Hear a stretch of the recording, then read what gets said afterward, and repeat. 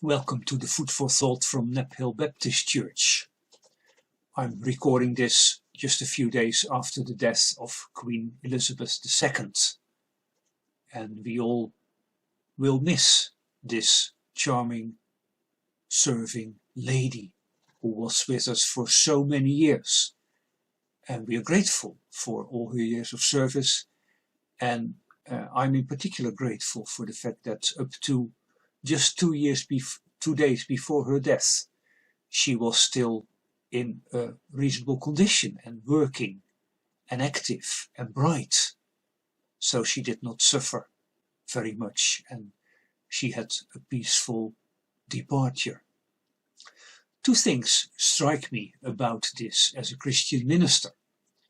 The first thing is that many people are saying that she is now reunited with her beloved husband, Prince Philip, which suggests to me that all these people who say this somehow believe in life after death.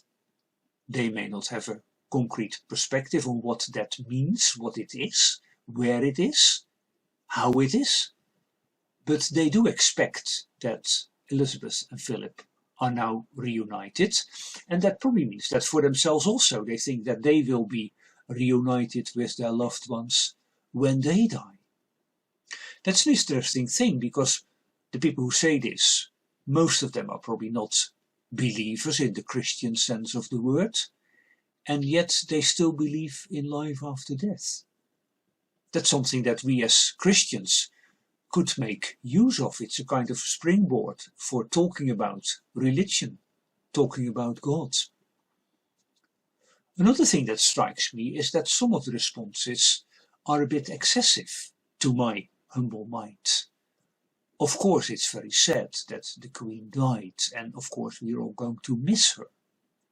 But to be totally devastated when somebody dies who is after all 96 and had a very long and fulfilling life, a good long innings, as we say, is a bit over the top maybe.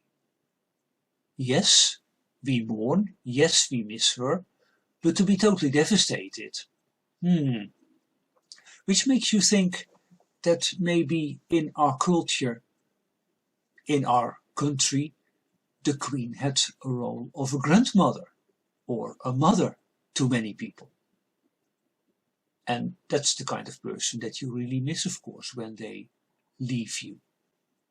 So that might explain why so many people are so totally devastated and responding in such an over-the-top way.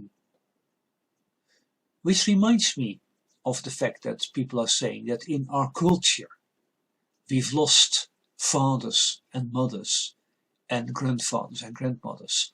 Our culture is a fatherless culture, people say, a motherless culture. And that's why the Queen, to some extent, has that role for many people. And I would think that the Queen could have that role for so many, because so many have banned God from their life, or just don't believe in God. If there's no God, then a human figure is likely to take over the role of God, of supreme guidance, supreme authority, or whatever you call it. And the Queen will have had that role for people. At least that's what they come to realize now that she is no longer with us. So maybe that's another point where you say, hey, the belief in a God, after all, serves a purpose. God has a role in the lives of people if we believe in him. Now that's not in itself a sufficient reason for believing in God, but it might show us something about human nature, that we are looking for a kind of divine authority, a kind of person who is always there, whom we can trust from the morning till the evening, whom we can trust 100%. And if that's what our nature tells us, it might tell us after all that God exists, because it's he who gave that void in us, that empty space in our hearts, which only he can fill at the end.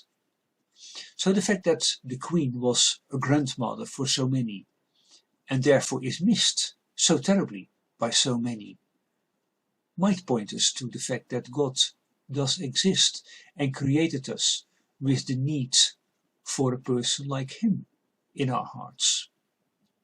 And maybe we should then give him that position, the position that he deserves, and the position that he wants to occupy in our lives. Thank you.